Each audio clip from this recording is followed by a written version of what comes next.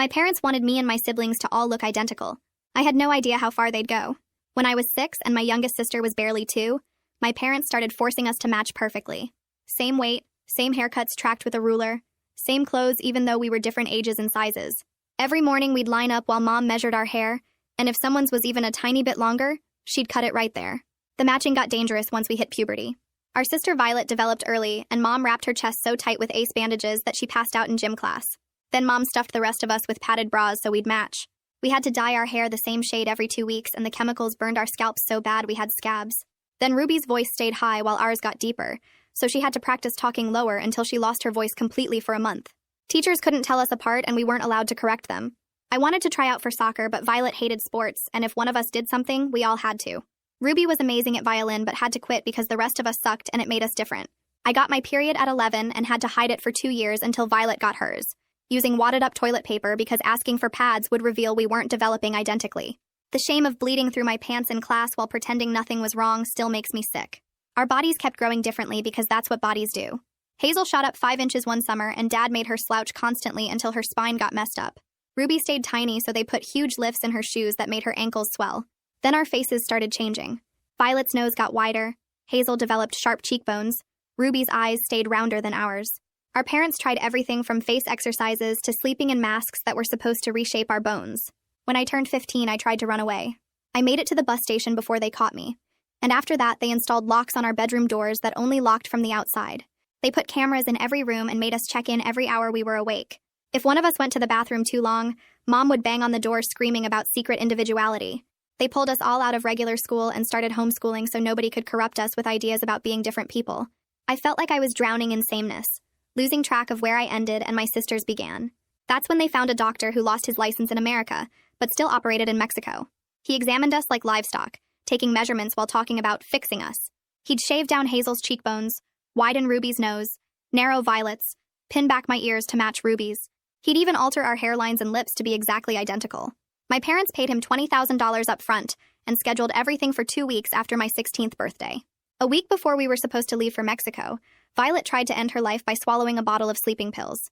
She survived, but the hospital asked questions about the scars on her chest from years of binding. Our parents lied and said she did it to herself because she had body image issues.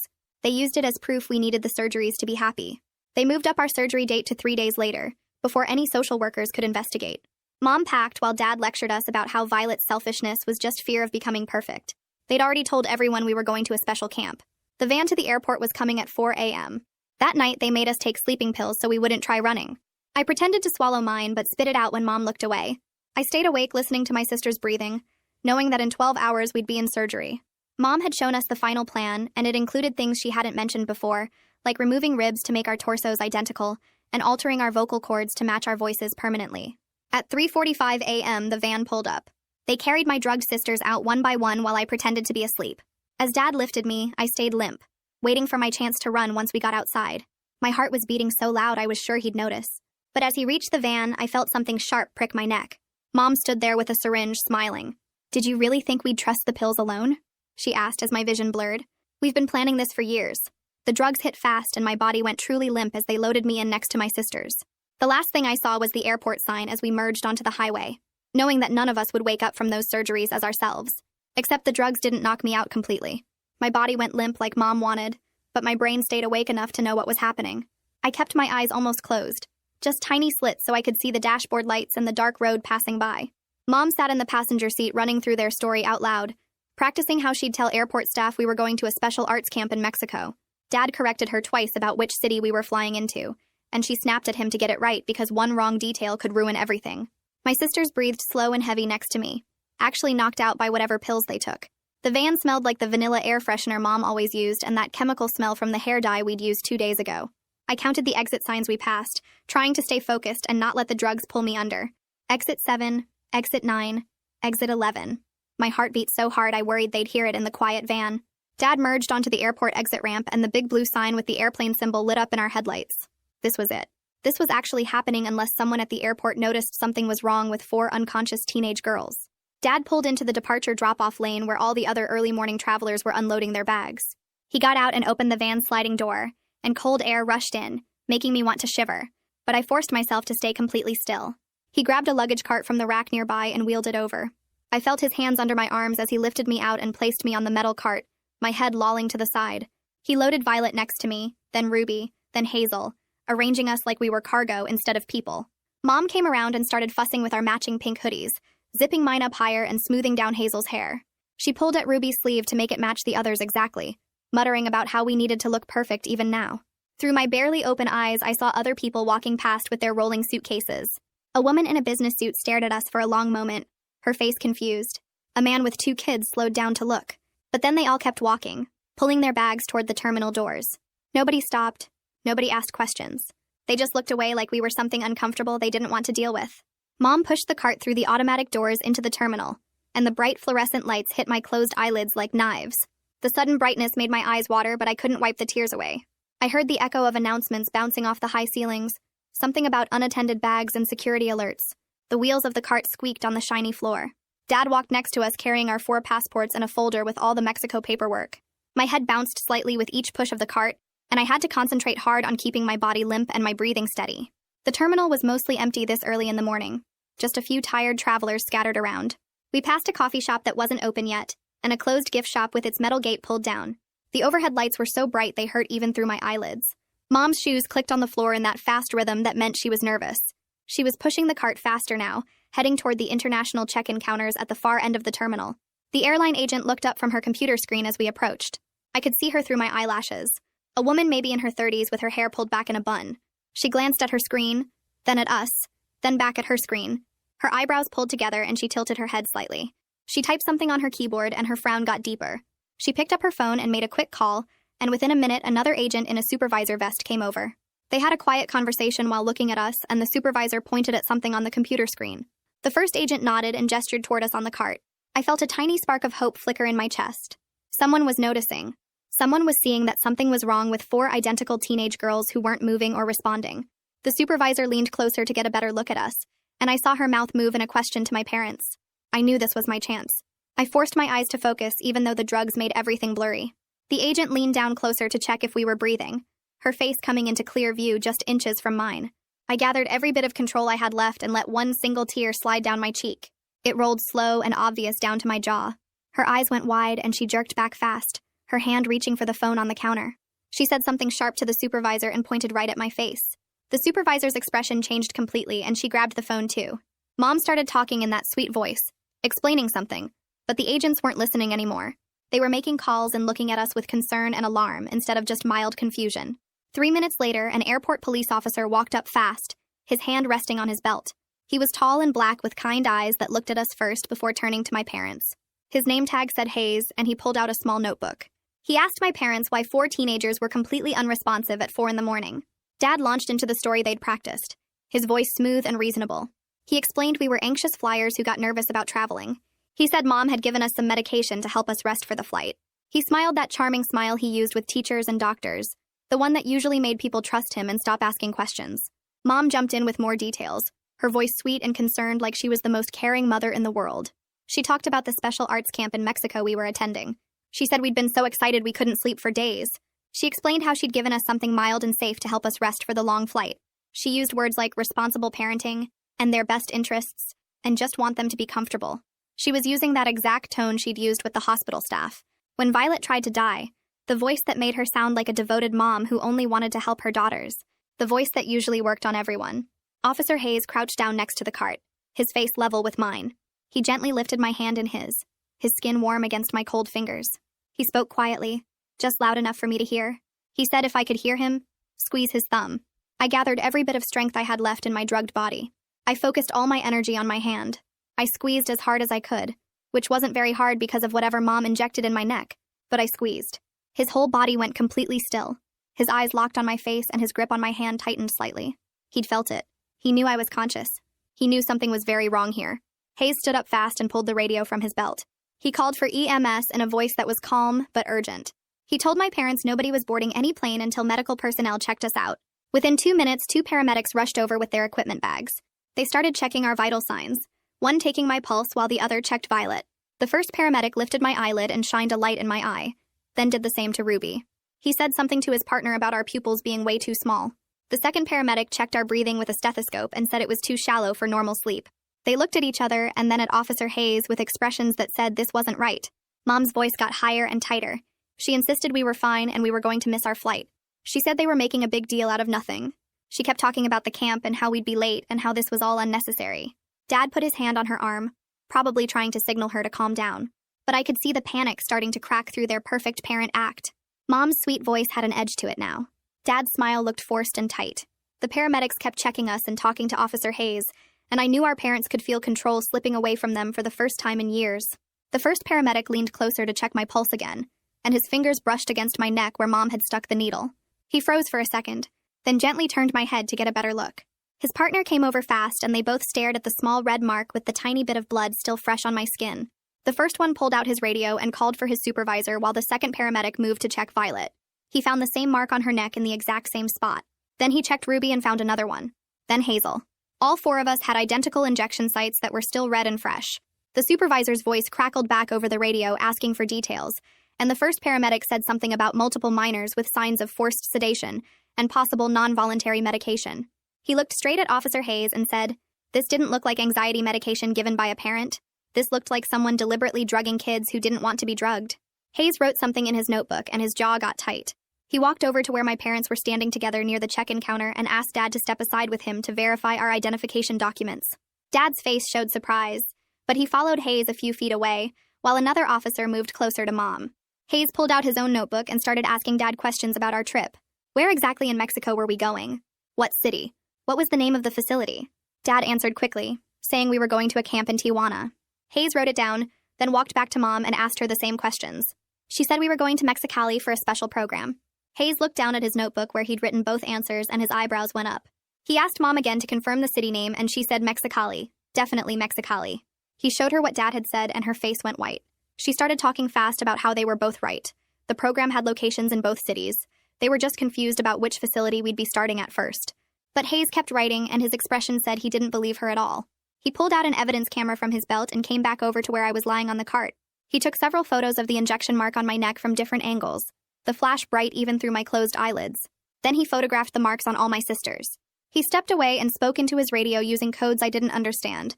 But I heard the word trafficking twice and something about possible abuse codes. Mom heard it too because she started crying immediately. But these weren't sad tears or scared tears. Her face was angry and her voice was high and tight when she said they were being ridiculous. We were just a family trying to take a trip. How dare they suggest something so horrible? The tears were running down her face, but her eyes looked mad, not sad. A woman in a gray pantsuit came walking fast across the terminal toward us. She had a badge clipped to her belt and a phone pressed to her ear. She finished her call and introduced herself to Hayes as Christina Owens from CPS On Call. She said she'd gotten the alert about our case and she needed to tell him something important. There was already an open report from 2 weeks ago when Violet was in the hospital. The hospital had flagged concerns about injuries on her chest from binding materials, and they'd wanted to do a full evaluation. But our parents had removed Violet from the hospital before the social worker could finish the assessment. Christina said the case had been assigned to a worker who was trying to schedule a home visit, but now here we were at the airport about to leave the country. Hayes showed her the photos of our injection marks, and the notes about our parents giving different city names.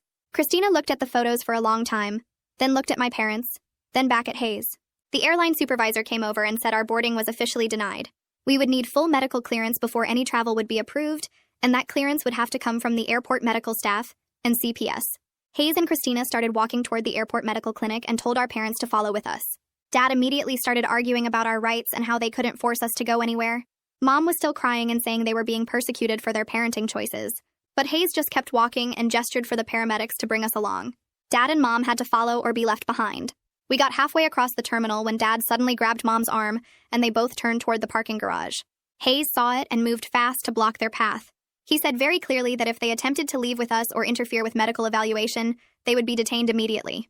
Dad's face went bright red and he started yelling about false imprisonment and illegal detention. But 2 more officers appeared from somewhere and stood on either side of Hayes. Dad stopped yelling and his mouth snapped shut. Mom kept crying, but she didn't try to leave again. The airport clinic was small and bright with white walls and the smell of cleaning chemicals.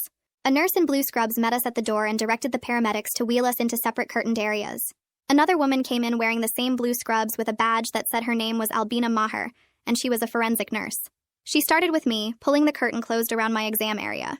She spoke softly, asking if I could hear her, explaining what she was going to do. She checked my vital signs first, then gently lifted my shirt to examine my torso. Her hand stopped moving when she saw the scars across my chest. Long red lines where the binding materials Violet had to wear had rubbed against my skin too, when Mom made me wear the same things to match her. Albina's face stayed calm, but her eyes got sad. She pulled my shirt back down and then carefully parted my hair to look at my scalp.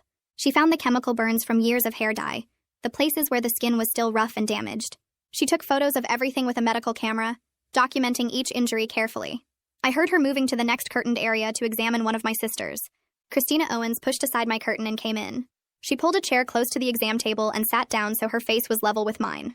She explained very gently that she was starting emergency protective custody proceedings. That meant we wouldn't be going home with our parents today. We'd be staying somewhere safe while the investigation happened. The relief hit me so hard my whole body started shaking. I couldn't control it, just trembling all over like I was freezing even though the room was warm. Albina came back in and wrapped a warm blanket around my shoulders, tucking it in carefully. Through the curtain I heard Mom's voice, sweet and concerned, talking to Christina. She was telling stories about how dedicated she was to us, how she just wanted us to reach our full potential, how she'd sacrificed everything to help us become the best versions of ourselves. Christina's voice came back calm and professional. She said the medical evidence spoke for itself. The injection marks, the binding scars, the chemical burns. The custody decision wasn't negotiable right now. Mom's voice got higher, more desperate. But Christina didn't change her tone at all. 2 nurses came in with wheelchairs and started getting us ready to transport to the main hospital for full evaluations. They wheeled us out one by one through different doors. I ended up in a hospital room by myself. The door closed and suddenly I was alone in a space without my sisters right next to me. For the first time since I was 6 years old, I was in a room by myself. The space felt huge and empty and wrong. The silence was so loud it hurt my ears. I almost called out for them, almost yelled their names to make sure they were still close.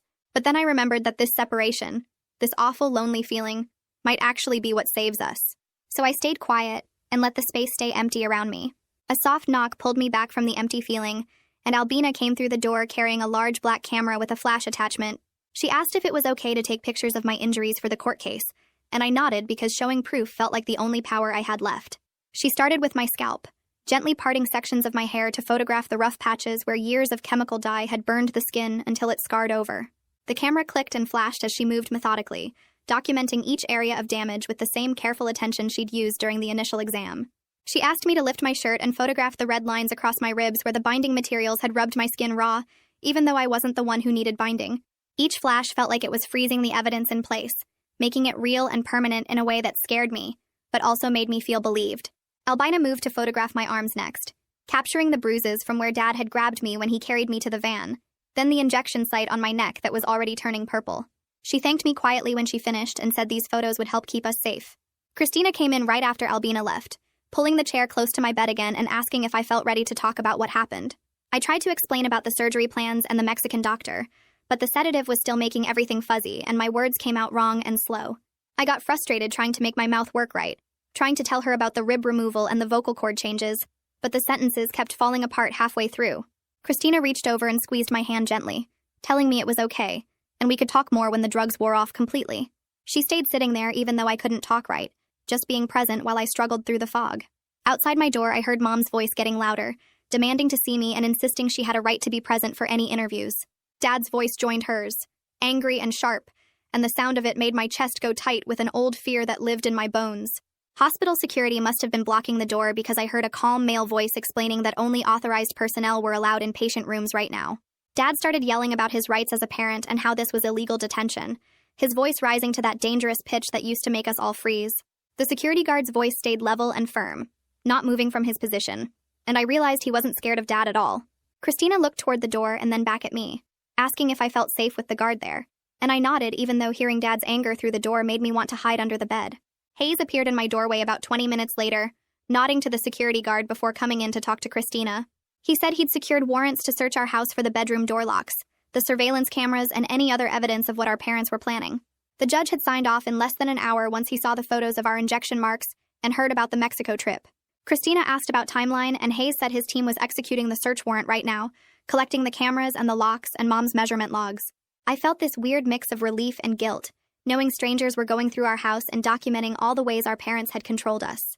A nurse suddenly rushed past my door fast, almost running, and I heard her calling out a code for a psychiatric emergency. My heart stopped completely because I knew that code was for Violet's room, and she'd already tried to die once, and now we were separated, and she was alone with her fear. I tried to sit up, but Christina put a gentle hand on my shoulder and told me to stay put, that Violet had a whole team with her and they knew what they were doing. I lay back down, but my whole body was shaking, terrified that Violet had found another way to escape, and this time nobody would catch it in time. Christina left to check on what was happening, and I was alone again with just the sound of people moving quickly down the hall and the beeping of my monitors. Albina came back about 30 minutes later looking pale and shaken, sitting down heavily in the chair next to my bed. She explained very carefully exactly what procedures the Mexican doctor had been planning to do to us, using clinical words that made it sound like a medical textbook. Facial bone reduction to shave down Hazel's cheekbones and reshape our faces to match. Rib resection to remove ribs and make our torsos the same size and shape. Vocal cord modification to alter the pitch and tone of our voices so we'd sound identical. She listed each procedure with its medical name and its risks, and hearing it all laid out like a chart of planned surgeries made my stomach turn over hard.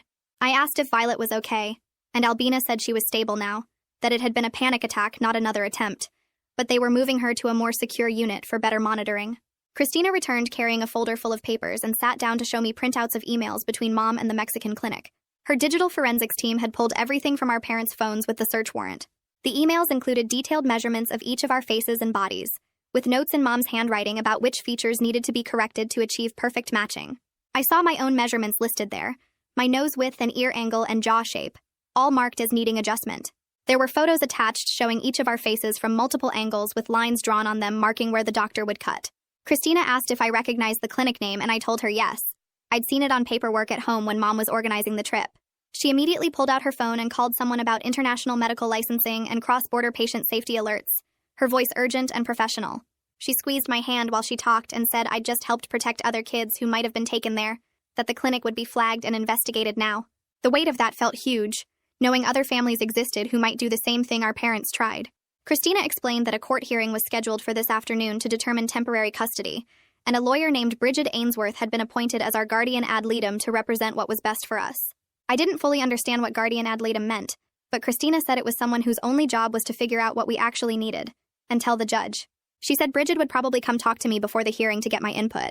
I felt overwhelmed by all these new people and systems and legal terms, but at least they were asking what we needed instead of just deciding for us like our parents always did. I lay there trying to process everything when I heard a faint sound through the air vent near the ceiling, a whisper that sounded like my name. I held my breath and listened harder and heard it again, Ruby's voice hoarse and damaged, but definitely hers, whispering my name through the connected ventilation system. I whispered back, and we figured out we could hear each other through the vents if we talked quietly. We couldn't have a real conversation, but we started tapping simple patterns on the wall between our rooms, 3 taps for I'm here and 2 taps for I'm scared and 4 taps for I love you. We kept tapping back and forth, this basic communication that felt like a lifeline, proving we were still connected even though we were in separate rooms for the first time in 10 years. A nurse knocked and came in carrying a plastic bag with my name on it. She pulled out my phone and handed it to me, explaining they'd gotten it from the things Dad was carrying when he was separated from us at the airport. I turned it on and saw 17 missed calls from Mom's number and 3 voicemails. The most recent one was from Dad's phone. I pressed play and heard his voice, tight and angry, telling me this was all my fault for being ungrateful and tearing the family apart when they were just trying to make us special. He said we could have been perfect together, that we could have been something amazing that nobody else in the world was, and I threw it away by causing a scene at the airport. The guilt hit my stomach like a fist, hot and sharp, making me feel sick. But then I touched the injection mark on my neck, still sore and slightly swollen, and thought about the surgery plans with the rib removal and vocal cord changes. The guilt cooled down fast, turning into something clearer and harder. They weren't trying to make us special. They were trying to make us the same, and there's a huge difference between those two things.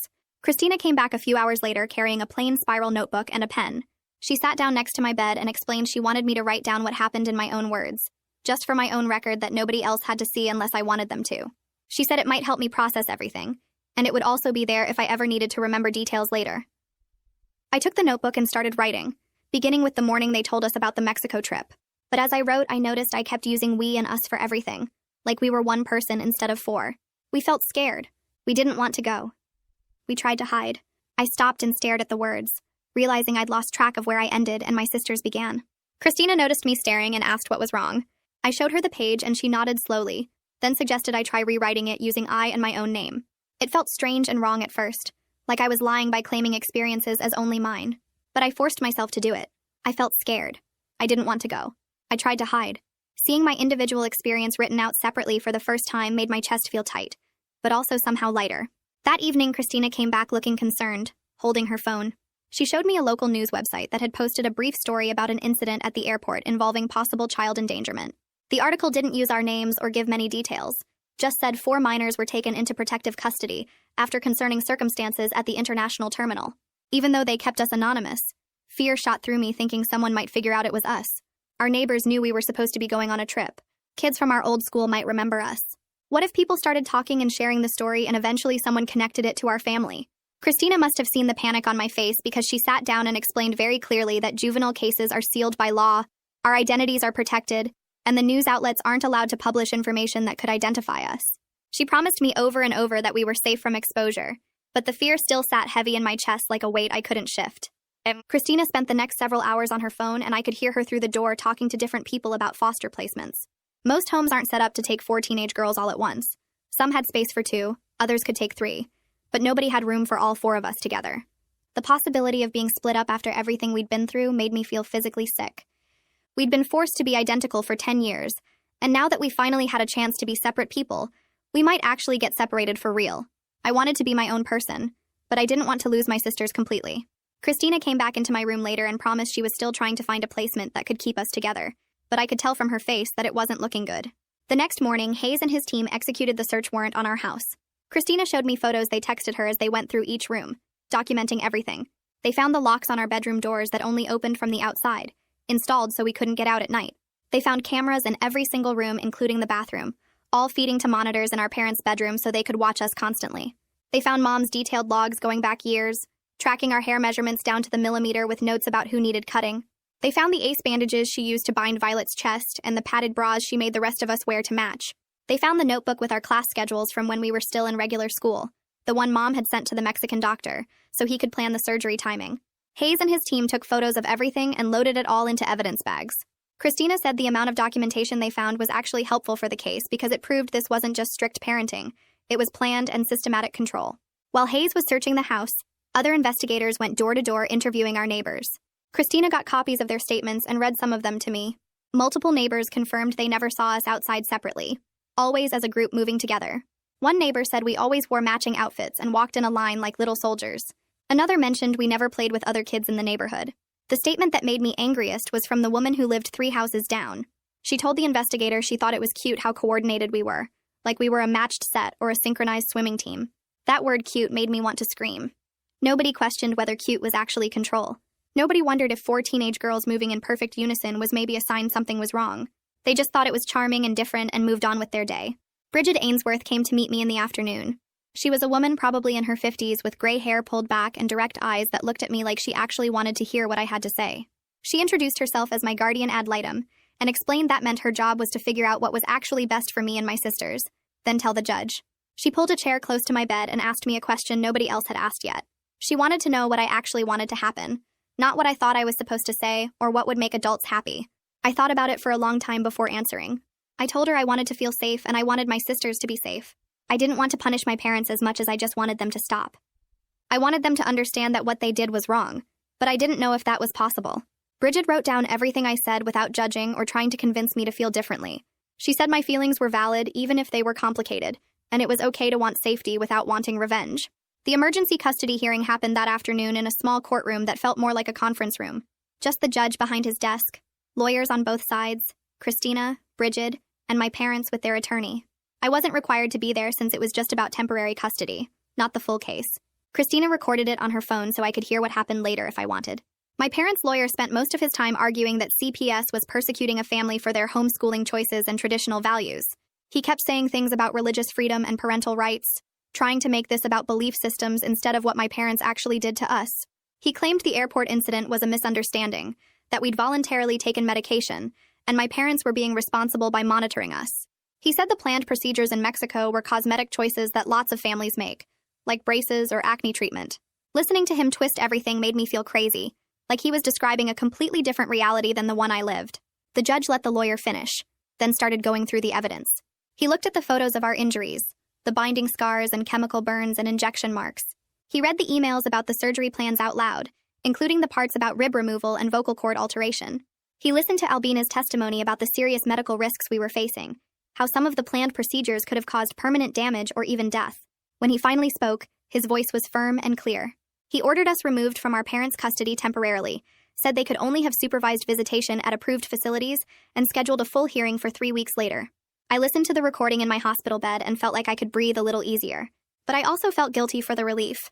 Like being glad to be away from my parents made me a bad daughter, even though they'd literally drugged us and planned to surgically alter our bodies without real consent.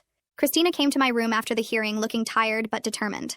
She sat down and explained the placement situation honestly. She'd found a foster home that could take 3 of us together, but not 4. She asked if one of us would be willing to go to a separate foster home, so the other 3 could stay together, since that was the best option available right now. I volunteered immediately, the words coming out before I even thought about them. I was the oldest. I was the one who got us into this by getting caught pretending to sleep instead of staying unconscious like my sisters. I should be the one to sacrifice. Christina looked at me for a long moment, then asked if I was sure, or if I was just doing what I thought I was supposed to do. I told her I was sure, even though I wasn't completely, because somebody had to make the choice, and it should be me. That night, Christina drives me to a foster home about 20 minutes away, in a neighborhood with trees lining the streets and houses that all look different from each other. A couple in their 60s opens the door and introduces themselves, but I'm so tired I barely register their names. They show me to a small bedroom on the 2nd floor with pale blue walls and a window that looks out at the backyard. The woman opens the closet and shows me 3 different sets of pajamas hanging there, asking which one I want to wear tonight. I stare at them for a long time because I've never been asked to choose before, and finally I point to the middle one with small flowers on it. She smiles and leaves me alone to change, and I notice the door has a lock, but it only works from the inside. Nobody can lock me in. I sit on the bed after I change, and the house is so quiet I can hear the clock ticking downstairs. Without my sisters breathing nearby, the silence feels huge and wrong, like something important is missing. But it also feels lighter somehow, like I can breathe deeper without matching my breath to theirs. I lie down and pull the blanket up, and for the first time in years, I fall asleep without listening for Mom's footsteps in the hallway or checking if my sisters are still there. The next morning, Christina picks me up and drives me to my first therapy appointment with a man named Ephraim Johnston, who has an office in a building downtown. He's maybe 40 with a calm voice, and he doesn't try to shake my hand when I come in, just gestures to a comfortable chair and sits down across from me. He explains that we're going to work on very small, realistic goals. Things like getting through each day and starting to figure out who I am as a separate person. He doesn't promise he'll fix me or heal me or make everything better, just says we'll work on coping and surviving. That feels more honest than false hope would, and I nod to show I understand. He asks me what I'm feeling right now, and I tell him I don't know. Everything is too mixed up to separate. He says that's okay, and we'll work on that too, learning to tell one feeling from another. Later in the session, Christina joins us, and they discuss school reentry plans, talking about whether I should go back to regular school or continue homeschooling or try online classes. I mentioned that I always wanted to try soccer but couldn't, because Violet hated sports, and if one of us did something, we all had to. Ephraim writes this down in his notebook and says we can explore that, but he explains the timing might not be right yet while everything is so unstable with court dates and adjustments to foster care. I feel disappointed, but I understand what he means. There's too much chaos right now to add more new things. A few days later, Bridget comes to visit me at the foster home and asks me to start keeping a journal of memories that are specifically mine, not shared experiences with my sisters. She wants me to document how our individual identities got suppressed, write down moments that belonged only to me. I sit with the blank notebook that night and try to think of memories that are just mine, but everything is tangled up with my sisters because we were forced to do everything together. I can't remember the last time I did something alone or had a thought that was only my own. I write this down and show Bridget the next time she visits, and she says that struggle itself is evidence of what our parents did to us. The fact that I can't find individual memories proves how thoroughly they erased our separate selves. About a week after I start the journal, Christina calls with news about the Mexican clinic. She tells me they got word that the clinic has either shut down or moved locations, and the lead on the unlicensed doctor has gone cold. My stomach twists when she says this because it means he's still out there somewhere doing this to other kids, and I feel guilty even though I know it's not my fault. Bridget reminds me later that I'm 16, and stopping international medical criminals isn't my responsibility, but the guilt sits heavy anyway. I keep thinking about other girls who might end up on that surgery table because we didn't catch him in time. A week after the custody hearing, I'm scrolling through social media on my phone when I get a message request from an account I don't recognize. The profile picture is blank, and the username is just random letters and numbers. I open it, and the message says, "We can still fix you. We can still make you perfect. We love you." I know immediately it's from my parents violating the no-contact order, and my hands start shaking so bad I almost drop the phone. I screenshot the message like Christina taught me to do and send it to her right away. Then I block the account and delete the message request. Christina calls me back within an hour and tells me she's forwarding it to Hayes and the prosecutor. 2 days later, Christina calls again to tell me that Hayes traced the fake social media account back to Dad's work computer using the IP address. He's filing a motion for contempt of court since my parents violated the no-contact order. Christina says this proves I was right to report it and that consequences are happening, which helps calm the panic that flared up when I first saw their message. The next week, I have my first supervised visit with my sisters at a neutral visitation center, a plain building with meeting rooms and cameras everywhere. As soon as we're in the same room, we start arguing about whose fault this is and who should have done what differently. Violet says I should have stayed quiet and we'd all still be together, and I snap back that together meant drugged and heading for surgery. Ruby starts crying and saying she just wants everything to go back to normal, and Hazel yells that there is no normal to go back to. The supervisor sits quietly and lets us work through it instead of shutting us down, and eventually we're all crying and hugging each other and admitting we're scared and grieving even though we're also safer. We hold on to each other for a long time, and I realize this is the first time we've touched in weeks, the first time we've been close without being forced to match. A few days after that visit, Christina takes Hazel to an appointment with an orthopedic specialist who examines her back and takes x-rays. The doctor confirms that the forced slouching damaged her spine in ways that will require physical therapy and might cause chronic pain for the rest of her life.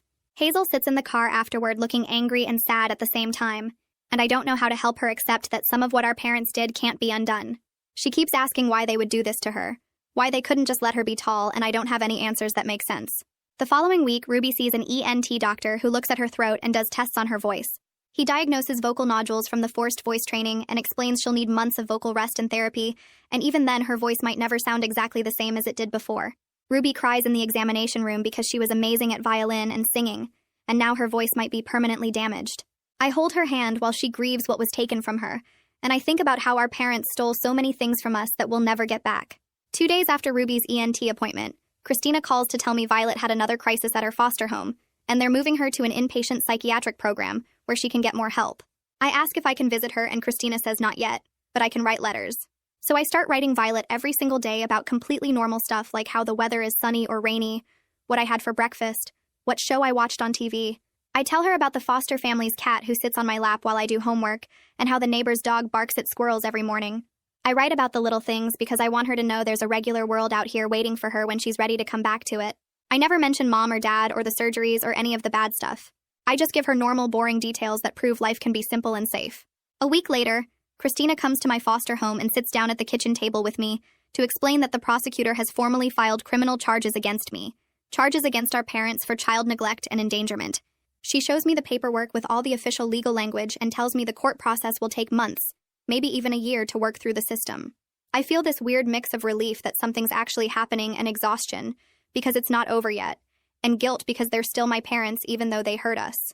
Christina must see it on my face because she tells me to talk to Ephraim about it. At my next therapy session, I tell Ephraim about the charges and how I feel relieved and exhausted and guilty all at the same time, and he says that's completely normal. He explains that having mixed feelings about people who hurt you doesn't mean you're weak or confused, it just means you're human, and the situation is complicated. That helps a little bit, but the guilt still sits in my stomach like a rock. The following week, Bridget comes to the foster home and tells me we need to start preparing for the extended custody hearing, where I might have to testify in front of the judge. We sit in the living room and she asks me practice questions like, why didn't you tell anyone sooner? And why didn't you just run away? I try to answer calmly at first, but the questions make me so mad because they sound like she's blaming me. My voice gets louder and I tell her I was scared and controlled and I did try to run away and they locked us in. Bridget nods and says, good. That anger is good. I need to be able to access it to protect myself on the stand. She explains that my parents' lawyer will try to make me doubt myself and get confused, so I need to practice staying strong and clear even when I'm upset. We do the practice questions over and over until I can answer them without my voice shaking too much. A few days later, Christina forwards me a legal document that my parents' attorney filed with the court. I sit on my bed and read through it, and the words make me feel like I'm going crazy. Their lawyer argues that homeschooling rights and religious freedom protect their parenting choices. He's trying to reframe everything they did to us as a family's private educational and spiritual decisions. The motion talks about parental authority and traditional values and family autonomy, like those words somehow make the chest binding and forced sedation okay. I read it 3 times, and each time I feel more disconnected from reality, because they're describing a completely different world than the one I actually lived in. It's like they took all the facts and twisted them into something unrecognizable. I show the document to my foster mom and ask her if I'm the crazy one, if maybe I'm remembering wrong. She hugs me and says no, I'm not crazy. And sometimes people in power use fancy words to hide ugly truths.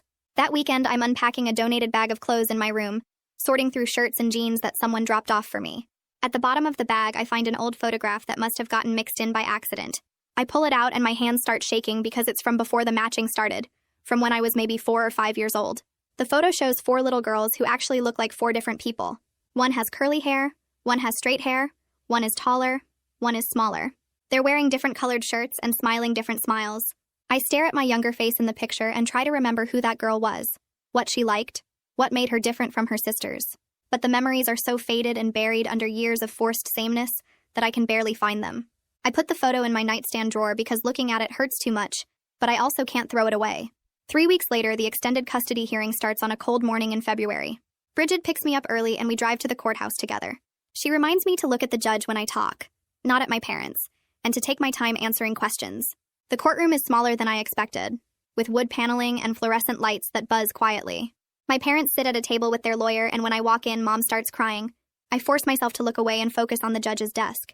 The bailiff calls me to the witness stand, and I put my hand on the Bible and swear to tell the truth. My voice shakes when I start talking, but Bridget was right.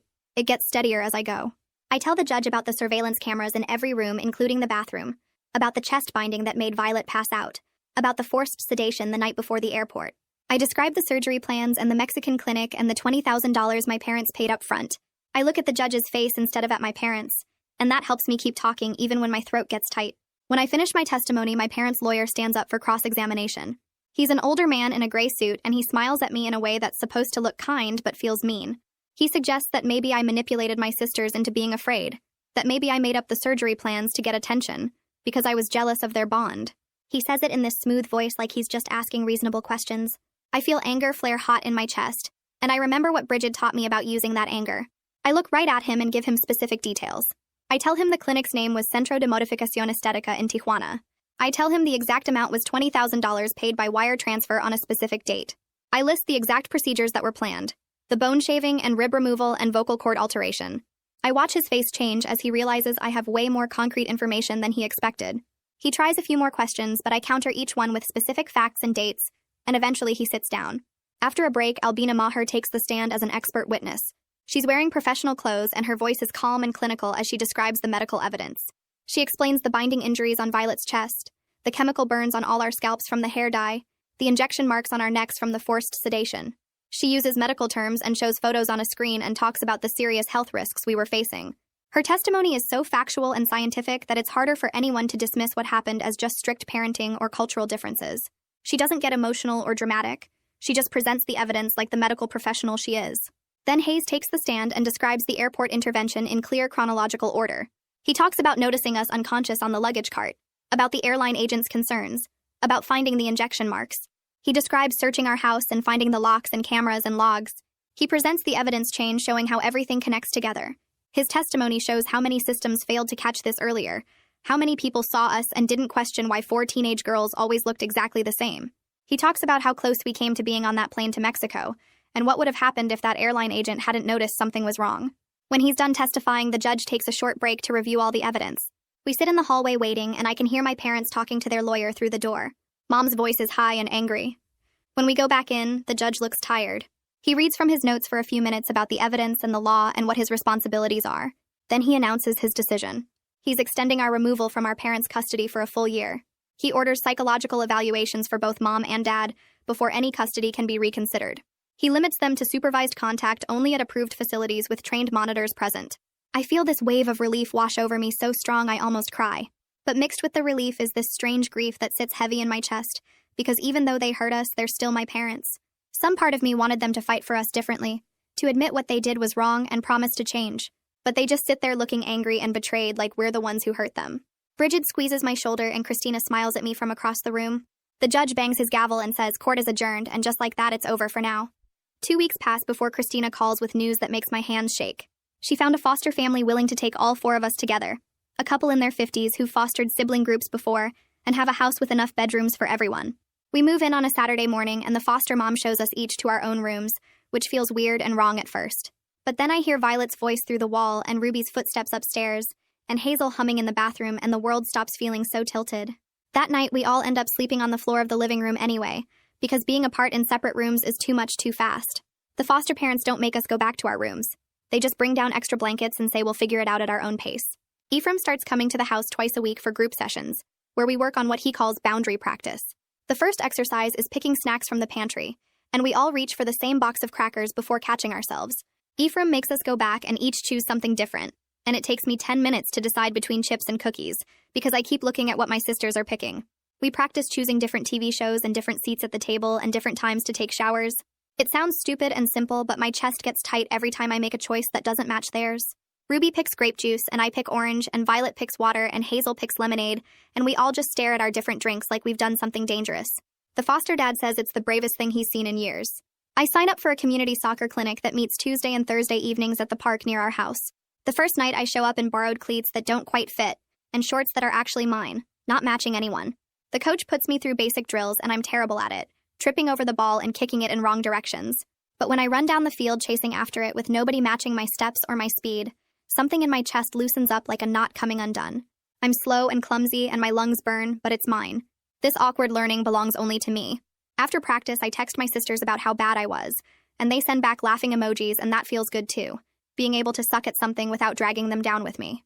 The Visitation Center hosts a music hour on Wednesday afternoons, and Ruby brings her violin for the first time in months. Her hands shake when she lifts the bow, and her first notes are scratchy and off-key.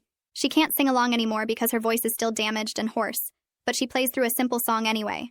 When she finishes, the supervisor claps and tells us this is what healing actually looks like. Not perfect or erased, but moving forward anyway. Ruby's eyes fill up, but she's smiling, and I realize I haven't seen her really smile in years. We have our first supervised visit with our parents the next week in a small room with cameras and a monitor sitting in the corner. Mom cries the second she sees us, and Dad's voice breaks when he says our names. They beg us to forgive them and say they only wanted us to be special and loved. Mom reaches for my hand, but I pull back, remembering what Ephraim taught us about boundaries. I tell them we need them to accept responsibility for what they did before we can talk about forgiveness. Violet says the surgeries would have hurt us permanently. Hazel mentions her spine that still aches every morning. Ruby touches her throat where her voice used to be strong. Our parents' faces change like they weren't expecting us to stand firm or speak up for ourselves. Dad starts to argue, but the monitor cuts him off and says our time is up. Walking out, I feel guilty and relieved and sad all mixed together. 3 days later, Christina calls with news about the Mexican clinic. Authorities flagged the information in a federal database and an investigation is starting, which means other families might be protected from what almost happened to us. I exhale this specific fear I've been carrying around about other girls ending up on that surgery table, other sisters being cut apart to match. It doesn't fix what happened to us, but it means something that maybe we stopped it from happening to someone else. 4 months after the airport intervention, we're sitting around the foster family's dinner table eating tacos that we each made differently. Hazel mentions she's thinking about cutting her hair shorter, like really short, maybe even buzzed on the sides. Ruby says she wants to grow hers longer, past her shoulders for the first time since she was little. Violet wants to try a completely different color, maybe red or purple, something that doesn't look like the rest of us at all. We look at each other and start laughing because we're choosing different looks on purpose, claiming our own faces back one decision at a time. The foster mom offers to take us to the salon on Saturday, and we spend an hour looking at pictures on her phone of different hairstyles, each of us picking something totally separate. The final custody hearing happens on a cold morning in November. The judge reviews all the evidence again and listens to updated reports from Christina and Ephraim and our doctors. He grants long-term guardianship to the state with our foster family as permanent placement. He orders individualized education plans for each of us and separate medical care and therapy. He issues an injunction barring our parents from any decisions about body modification or medical procedures for us. It's not a fairy tale ending where everything gets fixed and everyone's happy, but it's real safety with legal protection behind it, and that matters more than perfect. 5 months after everything changed, I walk into the drugstore by myself to buy pads. I don't hide them under other items or pretend I'm buying them for someone else. The cashier rings them up like it's normal because it is normal. I text my sisters a dumb meme about period cramps on my way home, and they respond at different times with different reactions. That afternoon in Ephraim's office, I admit the road ahead is still long and hard. I tell him about the nightmares where I wake up thinking I'm still in that van heading to the airport. I mention how sometimes I still reach for the same things my sisters pick without thinking. But I also tell him we won't be forced into identical bodies ever again. We're learning to be 4 separate people who choose to love each other, and that's harder and better and more real than anything we had before. And that's my side of it. The fun part is always hearing yours, because you spot things I didn't. Share your take in the comments. I'll be reading.